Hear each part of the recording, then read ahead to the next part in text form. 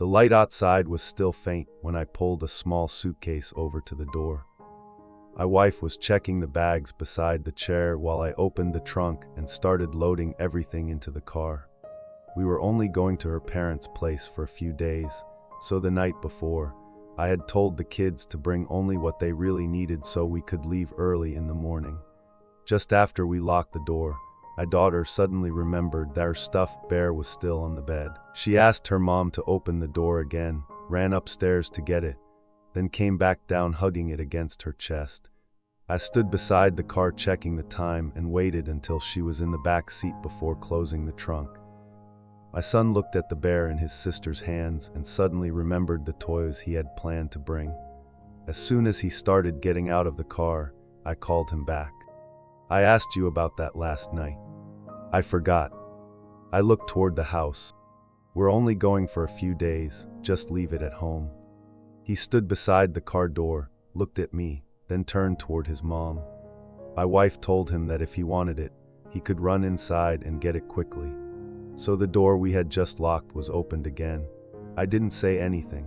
I kept one hand on the car door and looked across the yard as the morning slowly grew brighter. My son came running back with a bag of toys, but just when everyone was finally in the car, my wife remembered that the kids' water bottle was still inside the house. The trunk opened one more time. I moved a few bags aside so she could fit it in, closed the trunk, then got back into the driver's seat. The kids were already talking about what they wanted to do first when we got to their grandparents' house. As my wife fastened her seat belt, she asked if I had forgotten anything else. "If we forgot something now, we're leaving it." She looked at me for a moment and smiled. "Why are you so grumpy this early in the morning?" I smiled a little too, started the car, and pulled out of the yard. The streets in the neighborhood were still fairly quiet. By the time we reached the main road, sunlight had begun spreading across the rooftops ahead. The kids talked for a while in the back seat, then started arguing over the toy they had brought along. I looked at them in the rearview mirror, told them to sit still, then turned the radio down. We hadn't gone much farther when a motorbike suddenly cut through a gap from the right and moved in front of us, forcing me to ease off the accelerator to keep some distance. The rider immediately slipped into the next lane without even looking back. "What kind of driving is that?"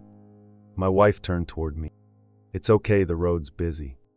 I didn't answer. A little farther ahead, a car in the next lane suddenly moved over without signaling.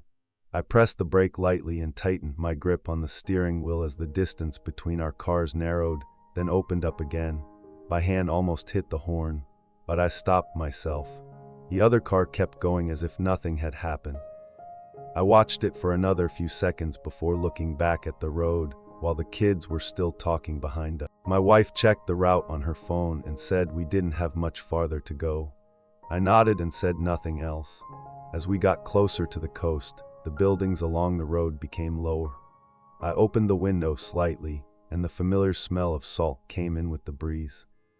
The kids recognized the roads and started looking outside to see if they could spot their grandparents' house.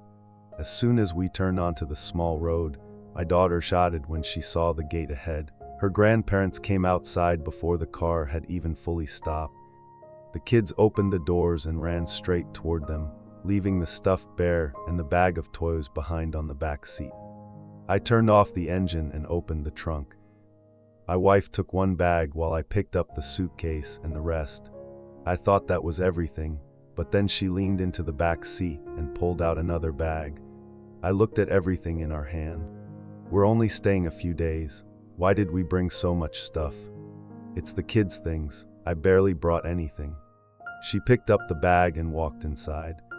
I stood beside the car for another few seconds, then carried the rest in after her. Grandpa was asking the kids about school. Grandma came out from the kitchen, and as soon as she saw me, she asked if the drive had been tiring. I smiled, told her the road had been fine, and put the bags down against the wall. Drinks were already waiting on the table. Grandpa pulled out a chair and told me to sit down and rest, but the kids had barely been inside before they ran back out into the yard. My daughter was still carrying her stuffed bear. and my son had the bag of toys he had insisted on going back for that morning. Watching them run around their grandparents, some of the tension from the drive began to ease. I sat with Grandpa and listened as he talked about some fishing boats that had just returned. The breeze came through the yard carrying the smell of the ocean and the distant sound of engines. Every now and then, Grandma walked past, added a few words to the conversation, then went back into the kitchen. My wife sat beside me, handed me a glass of water, and looked out toward the yard. See, just having the kids here makes them happy. I looked over too. Grandpa had just called the kids over to see something near the trees, and both of them immediately ran toward him. Yeah. My wife looked at me. You're still annoyed about this morning. It's nothing. I finished the water and put the glass back on the table. The steady sound of chopping came from the kitchen. My wife got up to help her mom while I followed Grandpa around to the back of the house. He showed me a few things he had repaired and led me over to the side yard, where he had a large fish pond he had been taking care of for quite a while. The surface moved gently in the breeze, and several fish swam close to the edge as our shadows fell across the water. Grandpa bent down and scattered some food over the surface. The kids love this. Every time they come here, they want to see the fish. I watched the fish gather around the food and smile. Grandma called us inside to eat, so we went back in as everyone was finishing setting the table. The meal quickly filled with conversation. The kids competed to tell their grandparents stories from school. Some of them were stories they had already told on the last visit, but they told them again as if they had just happened. Grandpa listened to everything and kept asking questions, which only made them talk more. I ate, answered Grandma's questions about work, and put some food on the kids' plates. No one mentioned the stock market. My phone had been in my pocket since I got out of the car, and I still hadn't taken it out. After lunch, everyone moved to the front of the house. The sun was higher now, the light in the yard was brighter, and the wind had picked up. The kids still showed no sign of getting tired. They kept running outside, then back into the house to look for another toy. I leaned back in my chair and had barely closed my eyes when I heard my daughter calling from outside. Dad. I opened my eyes and asked what she wanted. She called for me to come see something she had found. I told her to go play with Grandpa and let me sit for a while. She ran off, but it wasn't long before I heard her calling again from somewhere else. I exhaled, shifted in my chair, and looked toward my wife. She was talking with her mom and didn't seem to notice. Just then, my son ran past, his feet still covered in sand and leaving marks across the floor. Wipe your feet before you come inside. I'm just getting something. You still need to wipe them. He went back outside, dragged his feet across the mat a few times, then came in. I leaned back again. Everyone around me kept talking, but the tiredness from the drive was becoming more noticeable. A vehicle passed outside, the sound of its engine growing loud before fading into the distance. The kids started laughing again in the backyard just as my wife called for me to help carry a bag into the room. I stood up, looked at the bag, and said, I told you we should have brought less stuff. She was unpacking and looked up at me. It's just a few things for the kids. You can leave it there if you want. I picked up the bag, carried it into the room, and put it beside the suitcase. When I came back out, my wife was still talking with her mom as if nothing had happened. I sat down in the same chair, looked toward the bright yard outside, and closed my eyes. The wind kept moving through the yard. Somewhere farther away, the sound of the waves blended into a low background hum behind the houses. Through it all, I could hear the kids laughing again in the backyard. The sunlight slowly softened. Grandpa took the kids around to the back of the house while I stayed out front talking with Grandma. My wife was clearing a few things from the table. After a while, Grandpa came back inside to get the hat he had forgotten. As he passed through the doorway, he called toward the backyard.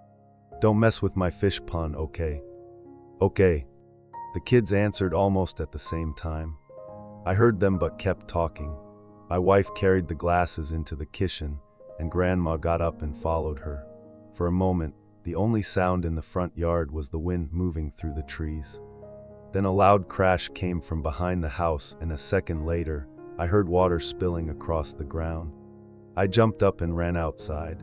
The fish pond had tipped to one side, and water was spreading across the ground. Several fish were flapping in the shallow puddles. The kids stood beside it, their faces pale. The bag of toys was on the ground, with several toys scattered around it. Grandpa ran out from the house.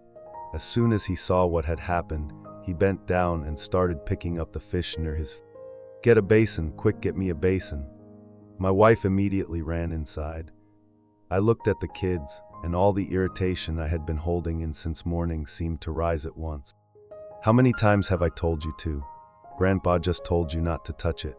Were you even listening?" Neither of them moved. My son looked down at the ground and spoke quietly. "We were just what?"